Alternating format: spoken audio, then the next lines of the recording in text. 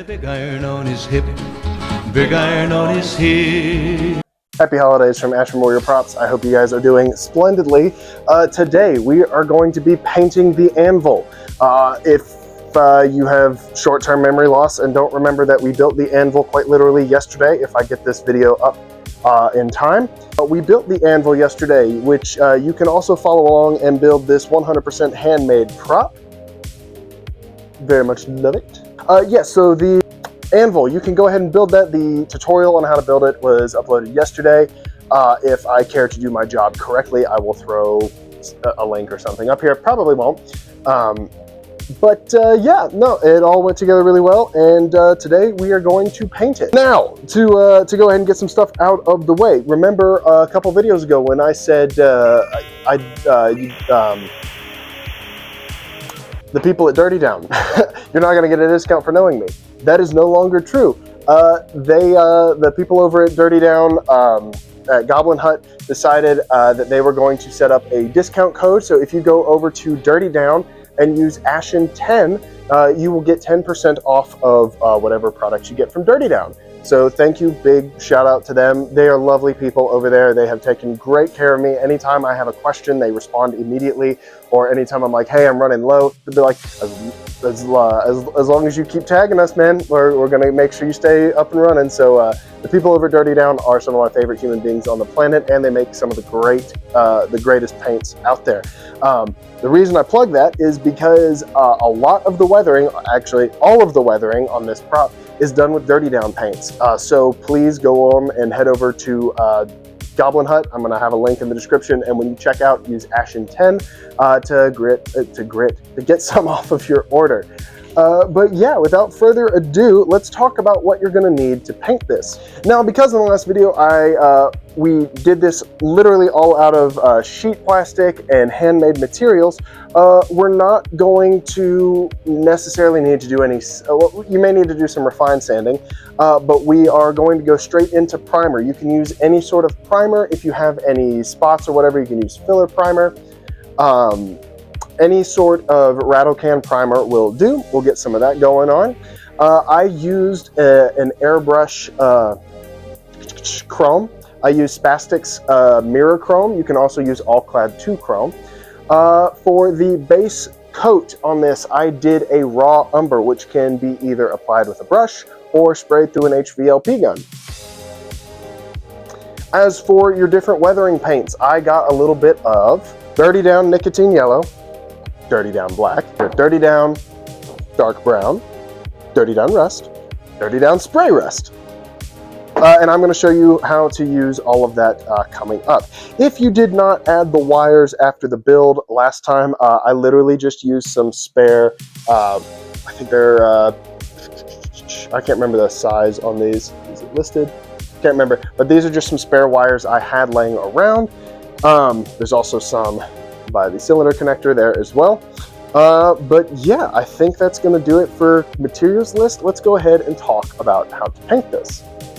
So to prime this, I'm going to be using some Rattle Can Filler Primer by Duplicolor. This is what most people use when they fill a 3D printed prop, but because we did largely plastics, this is going to work just dandily for this, and it's going to fill in any cracks or anything that we may have flawed or messed up during the build process.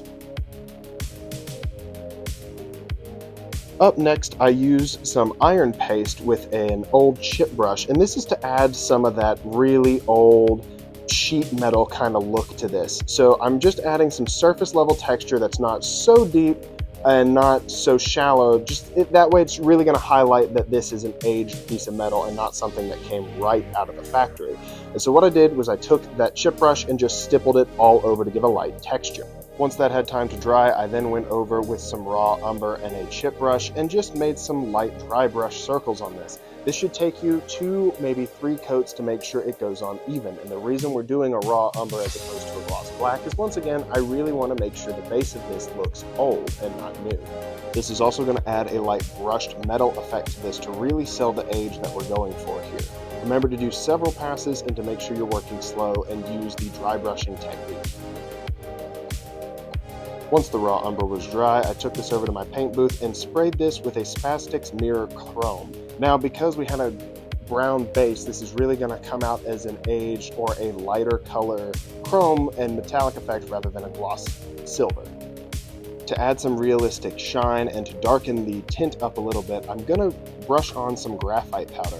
Now the graphite powder will go off of whatever your previous coats were, so this is literally just going to darken whatever our previous coats were and then add a shine to that color. So this gives a gunmetal gray, like a light gunmetal gray. Once the powder is on there, I'm then going to go over the entire thing with either a cotton ball or a shop rag and polish it to really make the shine come out nice and realistic. It's important to remember that even though we're going for an aged prop, it's easier to start out super shiny rather than start out really dull. That being said, I know we started out with brown to give it a duller finish, but the graphite powder will inherently make whatever you apply it to shine a little bit brighter and a little bit more realistically. After our first batch of paints has had time to cure for a little bit, we're then going to go into our first round of aging. I'm going to start with this Dirty Down Spray Black. Now, I'm shooting it really up close because I don't want a lot to dry soon. So I'm going to hit it relatively heavily, like so, and then I'm going to go in with a shop towel and dab all over it to create a kind of natural pitted and aged metal look. Now, you can do this with a piece of steel wool or a shop rag or a wet rag, whatever you name it. But you see what it does is adds a little bit of spotting and kind of age, but also keeps the shine. Once the black is done, I then go in with the dark brown, and the dark brown is really supposed to highlight some of where the grime and dirt is going to settle. I'm kind of going all over it and again going heavy so that way I can take my dry shop towel and come in and start stippling this away naturally and making it look more aged. If you let it set for too long, you will have to use a wet rag to get a lot of it off. But you see during the stippling process, this leaves a slight texture and a nice little pattern behind wherever I've dabbed it. Moving on to our third pass of weathering, we're going to take some of the spray rust. Spray rust to me does behave slightly different than the bottle rust. So what I'm doing is going over the crevices in some heavy texture areas. This is going to leave less of a texture rust and more of a color rust.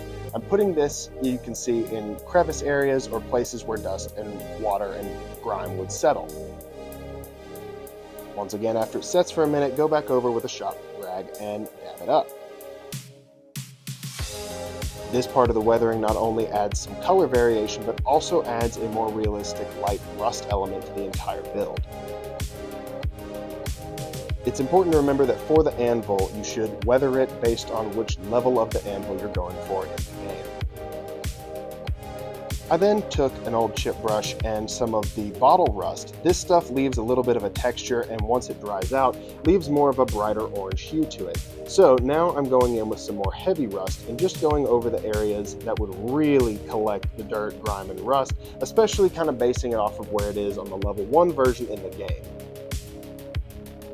Now is a good time to go ahead and add your wires and admire your work. Now, I apparently did not have a clip of this, but for the wood grip of this pistol, I did use that raw umber. So all I did was just kind of chip brush it on.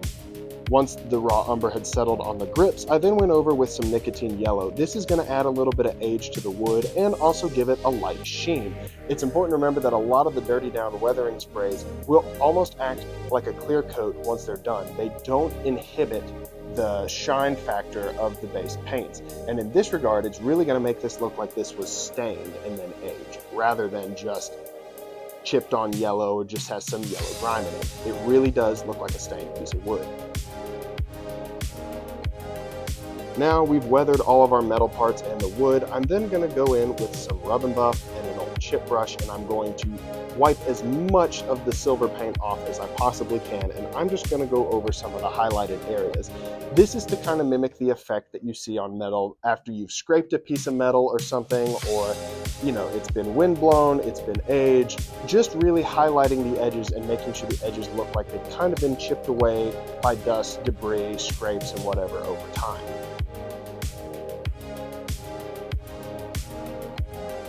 Once again, take your time and make sure you're giving everything a nice thought process to it. Don't just start doing this and hoping for the best. And that should do it. Once you're done, you should have a nice, sleek looking anvil handgun like this. and you can call it a day. Be proud of yourself.